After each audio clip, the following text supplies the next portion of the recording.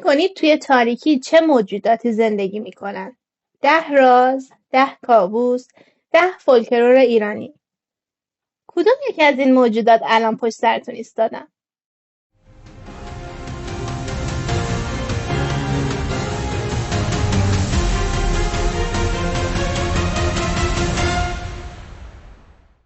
سلام، من لیلا هستم از نوت و امروز میخوام راجع به چند فولکلور ایرانی باهاتون صحبت کنم که مو به تنتون سیخ کنم.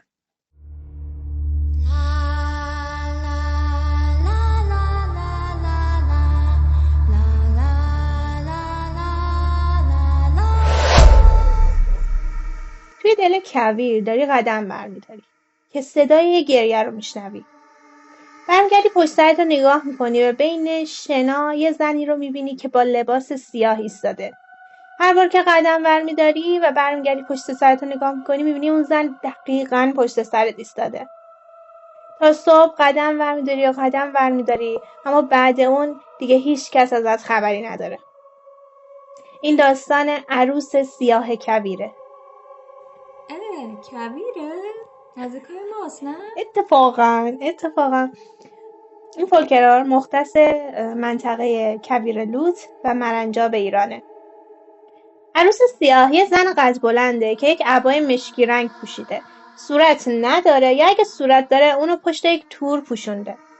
روی زمین وقتی قدم برمیداره جای قدماش روی شنها باقی نمیده. در واقع نمیشه گفت که اون داره قدم برمیداره. قدمهاش سرنده است، یعنی انگار داره روی هوا مثل یک ماشین حرکت میکنه و شبیه قدم برداشتن یک انسان عادی نیستش.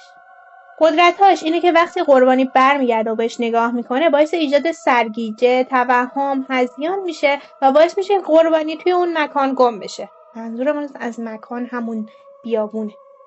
عروس سیاه فقط توی شب‌هایی که ماه توی کویر وجود نداره یا شب‌هایی که طوفان شن وجود داره، یا شب‌هایی که کویر خیلی خیلی ساکت ظاهر میشه. خیلی میگن ریشه به وجود اومدن این افسانه این بوده که میخواستن مردم رو بترسونن که دیگه توی شب یا توی طوفان شن توی کویر قدم نزنن، که خب به نظرم ایده پسندیده نیست برای اینکه یک سری آدم رو از کویر دور کنید. اتفاقا یک سری آدم‌هایی هستن یه وقتی این چیزا رو میشنون اینجوریان که ما دقیقاً باید انگشتمون رو بکنیم توی این سوراخ و دنبال همین قضیه میرن. سری آدما اشاره نمی‌کنم.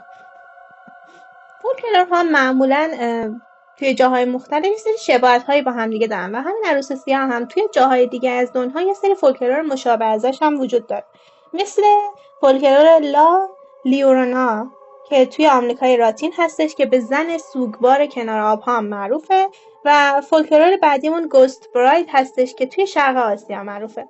و اگه بخوایم یه سری فیلم معرفی کنیم که به موضوع این فولکلور ایرانی نزدیک باشه، میتونم به فیلم دبراید سال 1985 محصول آمریکا و انگلستان اشاره کنم، یا فیلم وایت لیدی که از فیلم‌های فولکلور فیلیپینی هست اشاره بکنم، یا فیلم گوست براید که محصول 2020 تایوانه، که هر ستای این فیلم‌ها داستانشون شبیه داستان عروس سیاه کویره و شما میتونید ببینیدشون.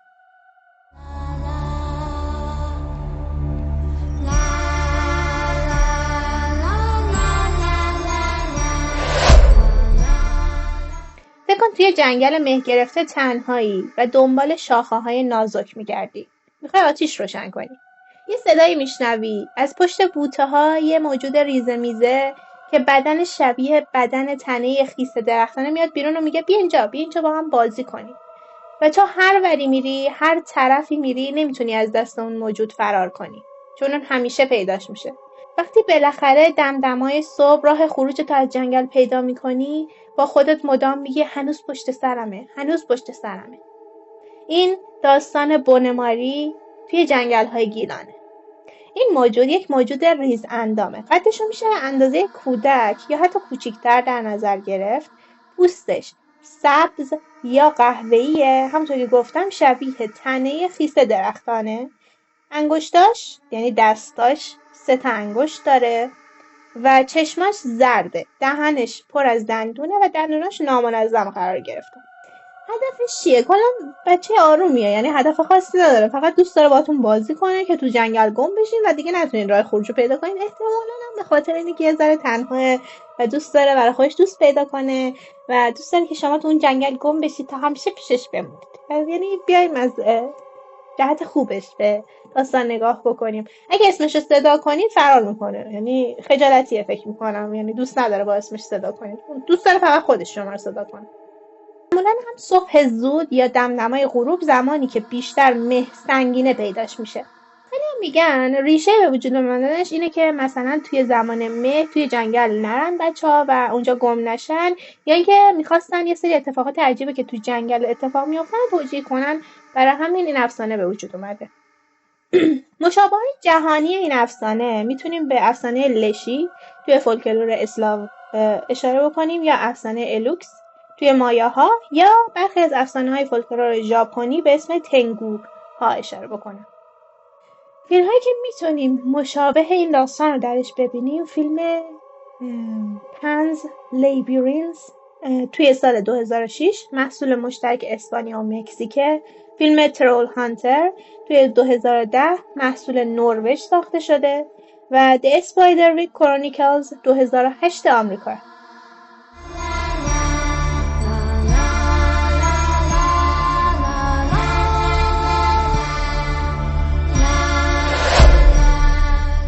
فانوس دستت گرفتی و داری توی قنات قدم برمیداری، همینجوری میری جلوتر تا اینکه یک نفسهای سنگینی رو پشت گردنت حس میکنی.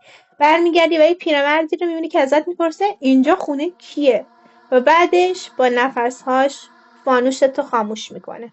تو از قنات بیرون میای ولی دیگه نمیتونی حرف بزنی. و بعدها و چند روز بعد چند نفر دیگه هم وارد اون قنات میشن و نفسهای سنگین اون پیرمرد رو برای بقیه بازگو میکنه. این داستان پیرمرد قناته که توی خراسان، یزد و کرمان شنیده میشه. اصلا عشقم به مرزیه. این پیرمرد ظاهر لاغر کشیده داره، ریشاش بلنده، انگشتاش درازه و چشماش یه درخشندگی خاصی تو تاریکی داره و میگن که همیشه لباس قهوه‌ای میپوشه. معمولا نگهبان اعماق قنات هاست و وقتی یک نور یا مشعل وارد قنات ها میشه بیرون میاد و میپرسه اینجا خونه کیه. و من برام سواله که چرا باید بپرسه اینجا خونه کیه؟ داره طعنه بهت میندازه، مثلا منظورش اینه که چه غلطی کردی پاتو گذاشتی تو خونه من، اینجا خونه منه، یا واقعا برای سواله داره ازت میپرسه که اینجا خونه کیه، من کجا، یا نمیدونم چرا، چه سوالیه. میتونه چراغاتون رو خاموش کنه، میتونه بیراهه توی قنات براتون ایجاد کنه که توی قنات گمراه بشید، میتونه یه کاری بکنه که حس نفسهاش تا ساعتها توی اون موقعیت تو اون مکان باقی بمونه. چی کار چندش؟ معمولا هم وقتی یک انسان جهت تعمیر وارد قنات میشه یا با خودش یک نوری رو وارد قنات میکنه ظاهر میشه، کلا دوست نداره اون فضای خصوصیشو کسی وارد بشه. وارد فضای خصوصی مردم نشید دیگه، گفته میشه. پیامد داره، پیامداش هم میتونه نفس‌های یک پیرمرد پشت گردنتون باشه.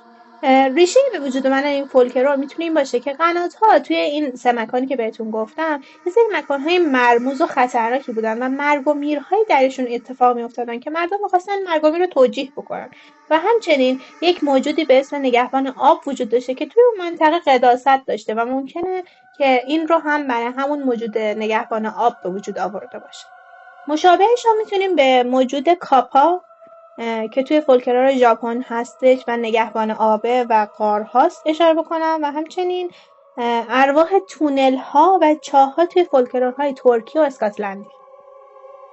فیلم هایی که میتونید داستان مشابه این فولکلور رو درش ببینید فیلم The Descent 2005 انگلستانه. داستانش راجع به یک سری خانومه که وارد یک غار میشن و اونجا با موجودات عجیب و غریب اون غار روبرو میشن. و فیلم The Tunnel که محصول 2011 استرالیا هست هم یه جورایی شبیه این فولکلوره.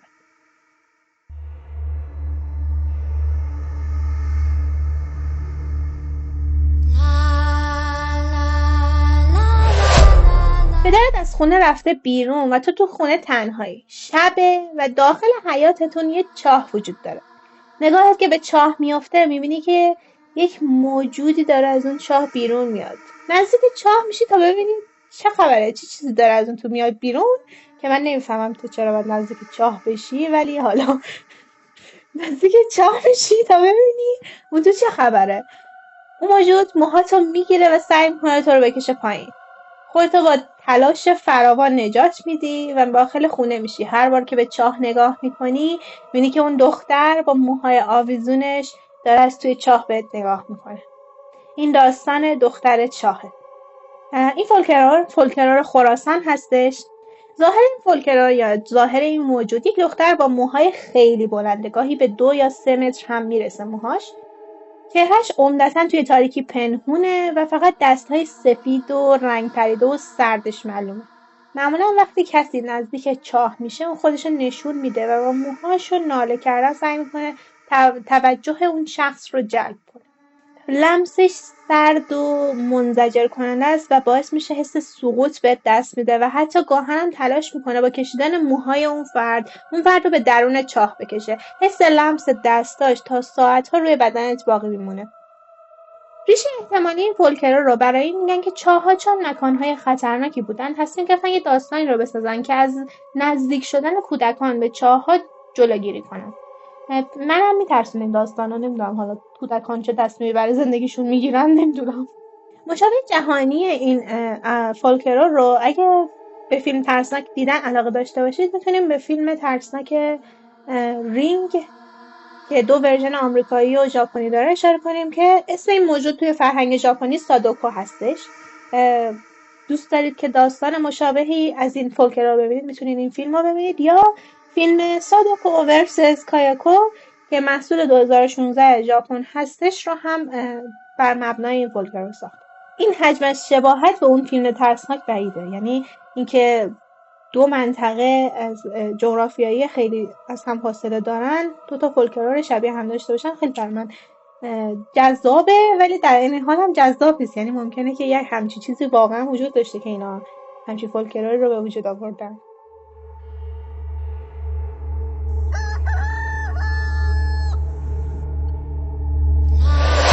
نصف شبه و با صدای آواز خوندن خروس از خواب میپری. فکر میکنی خواب بد دیدی و امکان نداره هیچ خروس بی‌محلی نصف شب تصمیم میگیره بخونه. و وقتی دقت میکنی میبینی نه، مثل اینکه خواب ندیدی. خروستون داره پشت سر هم آواز میخونه و به یک نقطه از حیاط خیره شده. چند روز بعد وقتی کسی داره توی خونه راه میره، حضور یک نفر رو توی خونه حس میکنه. حضور سنگینی که هر چقدر دنبال منبعش میگردین نمیتونی پیداش بکنی. این داستان خروس نیمه شبه که معمولاً توی جنوب ایرانه. ازش تعریف میکنن. این خروس یه خروس عادیه، یعنی توی هر خونه میتونه پیدا بشه، اما رفتاری که ازش سر میزنه چیزیه که اونو غیر عادی میکنه. خروس موهاش سیخ شده و به یک نقطه از خونه خیره شده و بی دلیل نصف شب آواز میخونه. خوندن 3 باره خروس توی نصف شب رو میتونن اینجوری تعبیر کنن که اون حضور یک موجود ماورایی رو توی خونه حس میکنه. در واقع میگن که حیوانات نسبت به حضور موجودات ماورایی حس شیشم قوی تری دارن، یعنی میتونن راحت تر از ما انسان ها اونا رو حس کنن یا حتی اونا رو ببینن. در واقع خود خروس موجود ماورایی نیست، بلکه داره به همون هشدار میده که یک موجود ماورایی توی خونه وجود داره. در واقع ریشه به وجود اومدن این فولکلور نشانه نمادین خروس تو برخی از فرهنگ‌ها مثل فرهنگ زرتشت بوده که نماد نور و مقابله با تاریکی هسته و حتی توی برخی از فرهنگ‌های محلی هم به عنوان یک موجود هشدار دهنده ازش یاد می‌شده. این اعتقاد درباره خروس هشدار دهنده علاوه بر ایران توی هند و چین هم بوده و توی باورهای اسکاندیناوی و اروپایی به اینکه رفتار حیوانات در مقابل موجودات ماورایی عجیب می‌شده هم اعتقاد داشتن. برای فیلمش میتونیم فیلم دویلینگ محصول 2016 کره جنوبی و حتی فیلم پت سمتری محصول 1989 و ورژن 2019 آمریکا رو ببینیم.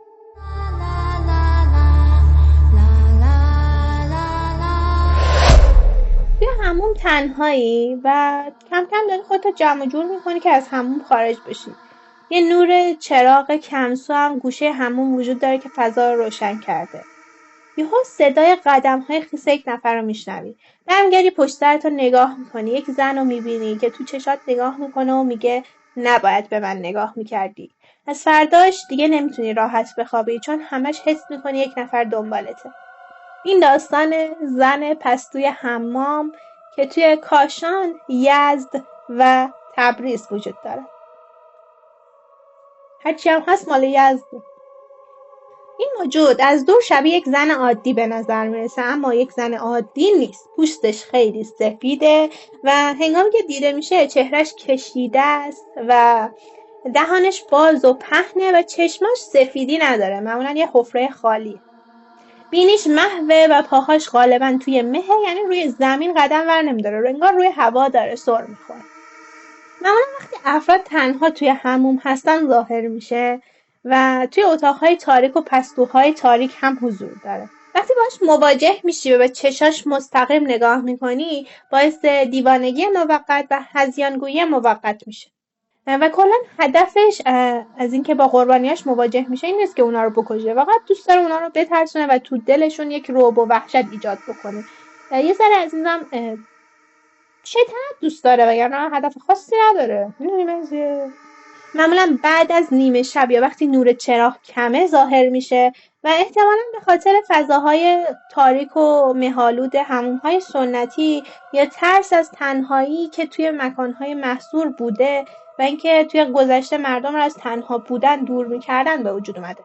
فولکلورهای مشابه رو میتونیم به موجود روسالکا توی فولکلور اسلاو و یوری توی فولکلور ژاپنی اشاره بکنیم. فیلم هایی که میتونیم داستان مشابهی از این فولکلور رو درش ببینیم، فیلم دگراج ساخته 2004 محصول مشترک ژاپن و آمریکاه، فیلم جوان دگراج این دیگه فقط محصول ژاپنه و توی 2002 ساخته شده و فیلم لا لیورونا محصول 2019 مکزیک و آمریکا.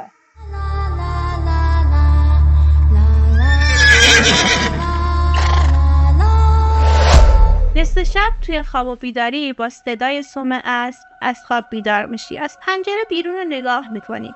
روی تپه‌های اطراف خونه یه سوارکار رو میبینی که با چشای سرخش بهت زل زده. با اینکه ازت دوره ولی صداشو تو گوشت میشنوی. میگه دنبالم بیا و تو ناخودآگاه بلند میشی و دنبال سوارکار راه میافتی. انقدر دنبالش میری تا به پرتگاه نزدیک میشی و بعد اون دیگه هیچ کس رد پاشو پیدا نمی‌کنه. این فولکلور کل اسب سرکوهه که معمولاً توی لرستان شنیده میشه. این موجود یک سوارکار قد بلند و کشیده است که چشای خودش و چشای اسبش جفتشون با هم قرمزه. اسبش کاملا سیاهه و یالهای بلندی داره. اسبش نعل نداره، اما اگرم داره نامری هستش و لباس خود مرد هم یک لباس محلی سیاه بدون جزئیاته. نیمه شب‌ها توی فراز تپه‌ها قدم برمی‌داره و صدای قدم زدن اسبش خیلی غیر عادی بلنده. یعنی یک اسب عادی اگه یورش ببره اونقدر صدای نعل اسب شنیده نمیشه که مال این شنیده میشه و اگه بهش نگاه کنی رو چشات خیره میشه و با قدرت ماورایی خودش مردم مجبور میکنه که هر کاری اون میگه بکنه، یعنی دنبالش راه بیافتن و اونها رو با خودش به یک محل خطرناک مثل پرتگاه میبره و مردم مجبور میکنه که از اون پرتگاه ببرن. و این موجود برخلاف موجودهای قبلی که یه ذره شیطنت بلد بودن دنبال کشتنتونه.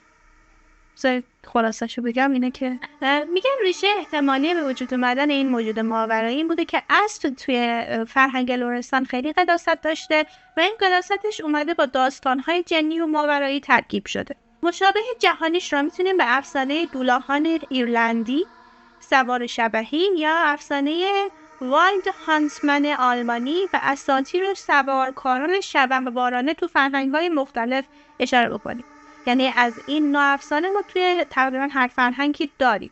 فیلمایی که میتونید داستان مشابهی از این فولکلور رو توش ببینید به فیلم اسلیپی هالو 1999 آمریکا، The Legend of Sleepy Hollow 1949 انیمیشن کلاسیک و وایلد هانت موویز یا اروپیان فولکلور فیلمز، فیلم های کوتاهی که راجع به افسانه های اسکاندیناوی هست ببینید.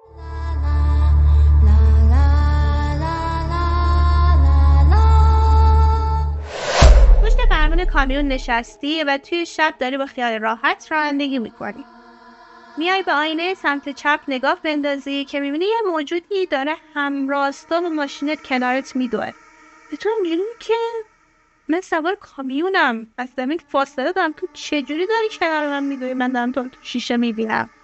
و خب از فرط تعجب پاتو میذاری روی ترمز. ماشین وای میسته و تو فکر میکنی دیگه از شر موجود خلاص شدی، ولی میبینی که موجود از روی کاپوت سر میخوره و سوار ماشین میشی بدون اینکه در باز کنی. فردا کامیونت رو پیدا میکنن اما خبری از خودت نیست. این داستان سایه بی سر و پا که توی جاده های خلخال و چالوس پیدا میشه. این موجود ظاهری شبیه انسان داره اما شبح ماننده و سر و پا نداره. به شکل دود یا مه متراکم دیده میشه و معمولا توی نور چراغ خودرو تغییر شکل میده. میگن که همراه با ماشین میدوه و وقتی سرعتت کم و زیاد میشه اونم باید کم و زیاد میکنه و توی فرصت مناسب داخل ماشینت میشه. کافیه بهش فرصت رو بدی تا بیاد کنارت بشه. شاید دنبال همسفره، بچه بدی به نظر نمیاد. این موجود میاد بهت القای وزن میکنه، حس خواب و لودگی بهت میده و باعث میشه که خودرو به سمت پرتگاه منحرف بشه. معمولا توی شبهای مه‌آلود و توی پیچ‌های خطرناک کوهستان ظاهر میشه. ریشه احتمالیش هم میتونیم به این اشاره بکنیم که راننده ها توی این جاده ها خواب‌آلود هستن و نور چراغ روی مه بازی میکنه و یه سری اشکالی رو به وجود میاره و همچنین که راننده ها توی خواب‌آلودیشون توی این جاده ها تصادف میکنن خیلی به وجود اومدن این افسانه کمک کرد. فولکلورهای مشابهش هیچ هایکینگ گوست توی فولکلورهای آمریکایی و پدیده‌هایی به اسم شادو پیپل توی روایت‌های غربی هستش. فیلمی که داستان مشابهی راجع به این قضیه داشته باشه فیلم لایتس اوت 2016 آمریکا و فیلم دت آلمن 2012 آمریکا هستش.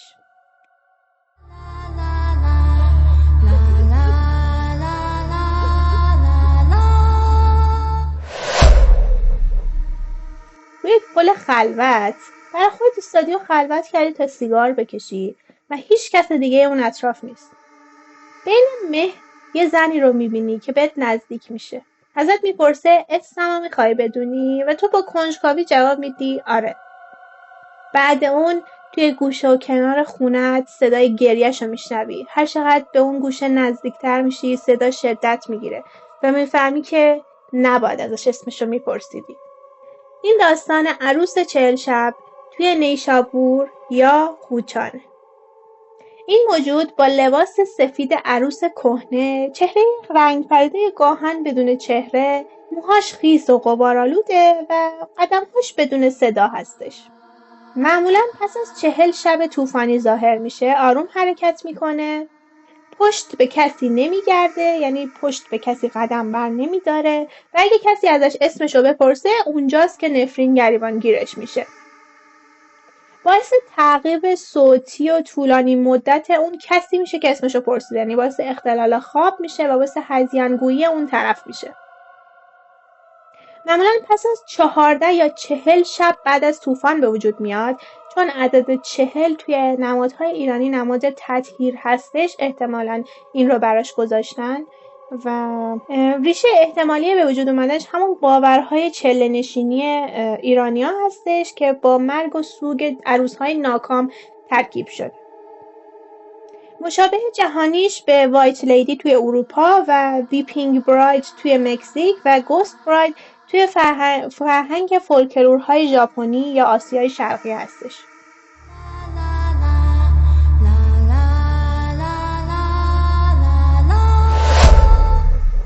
سنگی کوه دراز کشیدی و برای خودت خلوت کردی و شب و تاریکه و اطرافت نگاه میکنی و ناگهان چشمای نارنجی رنگی رو میبینی که از بین سنگ ها بهت نگاه میکنن. صدای خنده بچه ها شنیده میشه و بعدش خورد سنگ هاست که به سمتت پرتاب میشه.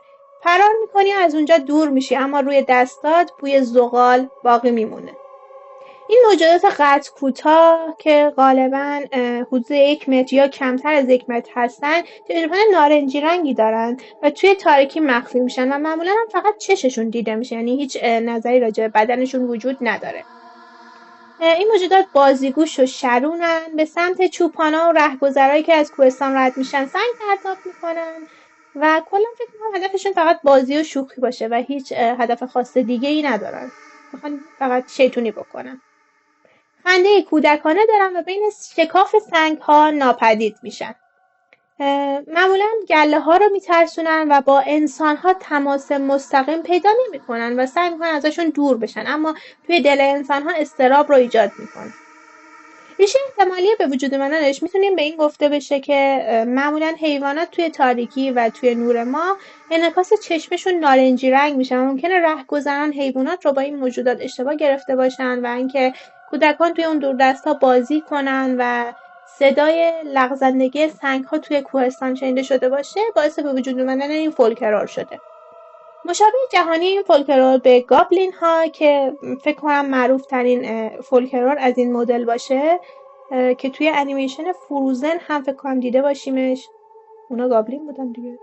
توی برخی از افسانه‌های عربی درباره بچه جن‌ها با چشم‌های درخشان و برخی از افسانه‌های مربوط به فاکس اسپریت‌های ژاپن هستش. فیلم‌هایی که می‌تونید مشابه این فولکلور رو درش ببینید پنز لیبرینث که محصول 2006 اسپانیاست و ترول هانتر که محصول 2010 نروژ هستش. توی این صفحه از نوت تعداد خیلی کمی از فولکلورهای ایرانی رو با هم مرور کردیم. اگر از این سبک ویدیوها خوشتون میاد ما رو لایک و سابسکرایب کنید. خیلی ممنونم که تا اینجای ویدیو با من همراه بودید. تا صفحه دیگه از نوت بدرود.